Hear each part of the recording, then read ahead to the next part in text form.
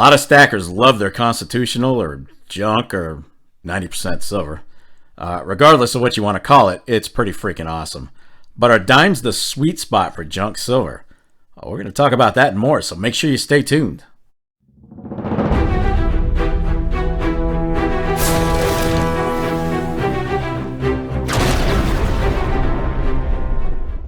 YouTube, how the heck are you? Welcome to another episode of the Silver and Gold Stack Attack.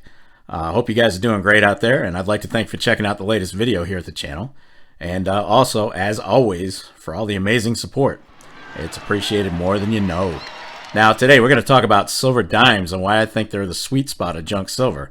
Let's go ahead and roll it.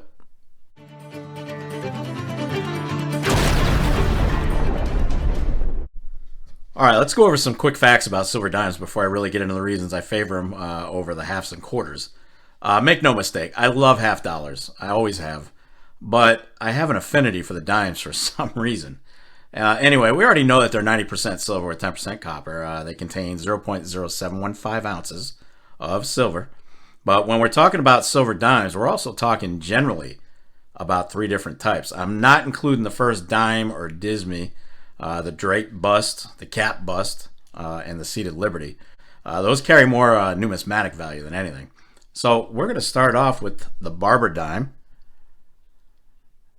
designed obviously by Charles Barber. Pretty cool one if you can find them in decent condition. They were first issued in 1892. They ran till about 1916.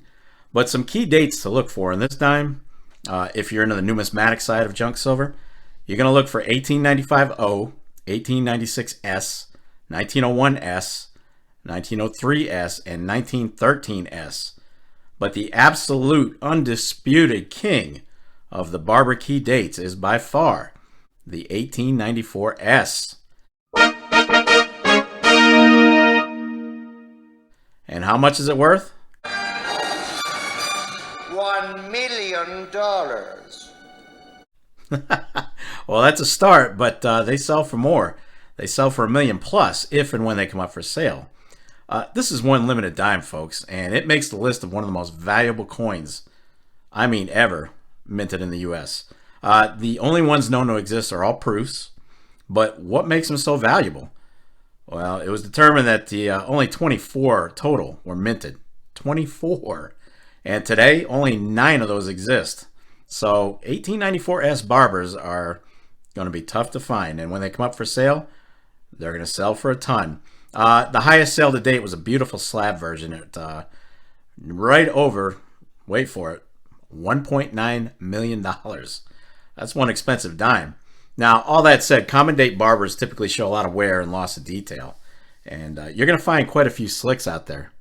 Next up, we've got Winged Liberty or Mercury Dime, and this was designed by Adolph Weinman, who also designed the really popular Walking Liberty as well as several armed forces service medals. These dimes span 2 world wars since they ran from late 1916 to 1945. And oddly enough, this dime was always supposed to be called Winged Liberty because it was Liberty with her winged cap. But the majority of the population thought this was an homage to the Roman god Mercury. So that's the name it mostly goes by today. Some key dates to look for in the Mercury series. There are a bunch, but by far is the 1916 D, which had a really limited mintage of only 264,000. I mean, even worn out examples of that date are going to sell for 1,000 and up. And there are a handful of scarce dates to collect, but none as rare as that 1916 D. Again, the Merc is my favorite dime, and it's not uncommon to find some of these with a very good amount of detail left on them. And the last one we're going to talk about is the Roosevelt Dime, and this was designed by John Sinek.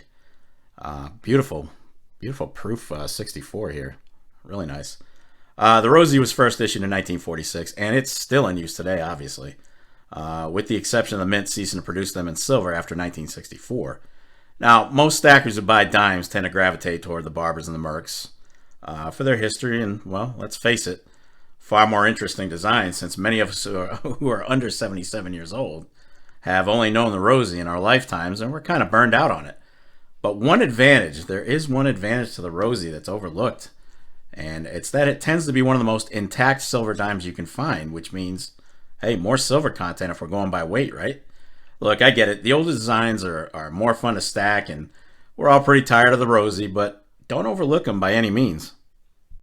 All right, now that we've gotten that out of the way, let's get into the reasons why I think silver dimes are going to be the sweet spot of 90% junk or constitutional silver.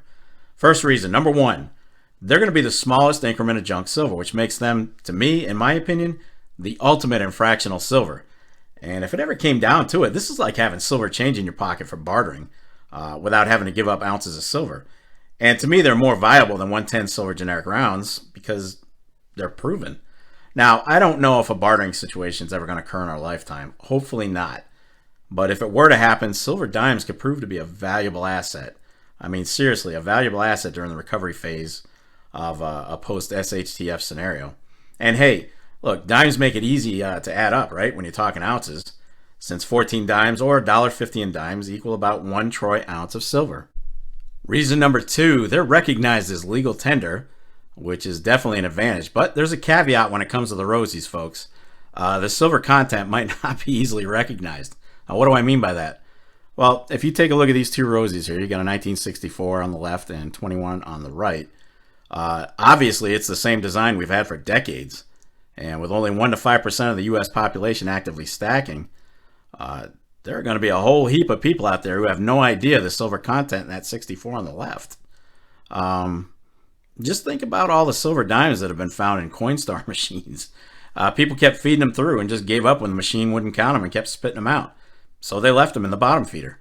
Now, all that said, if you were to try to barter with rosies, you're probably going to get a pretty foul look with them asking if you're insane or if you think they're just galactically stupid. Are you crazy? Or just plain stupid? Stupid as stupid does, Miss Blue. I guess. Reason number three, these are fairly counterfeit proof since they're the smallest coins and only the key dates have been counterfeited in the past on them. Otherwise, they're just not worth the trouble and the inherent risk that comes with faking them.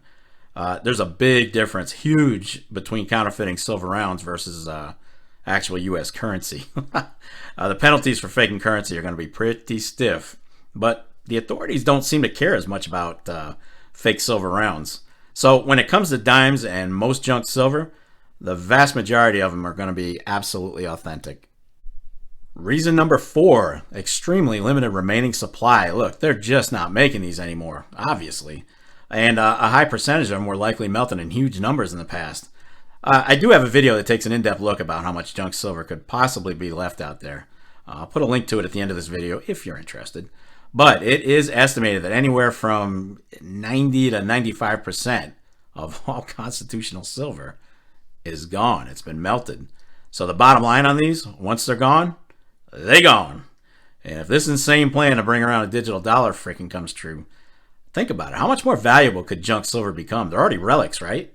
But if fiat cash is eliminated, I'm thinking there's a decent chance these could really increase in value.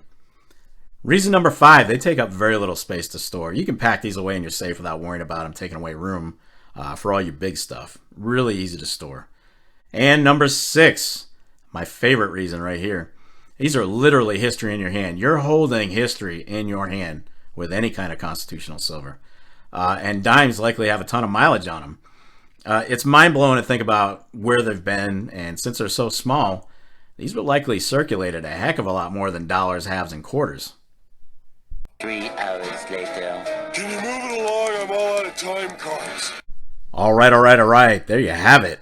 The reasons I think silver dimes are the sweet spot in my constitutional stack. Be sure to leave a comment down below on what your favorite is, whether it's halves, quarters, dimes. I'd love to hear from you. I'm pretty sure a lot of folks are going to go with the half dollars because, well, they're just insanely awesome, right? But that is going to wrap it up for this episode of the Silver and Gold Stack Attack. And if you made it this far, well, kudos to you.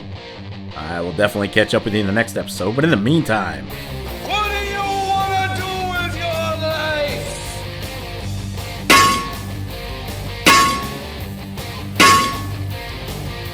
damn right, get stacked.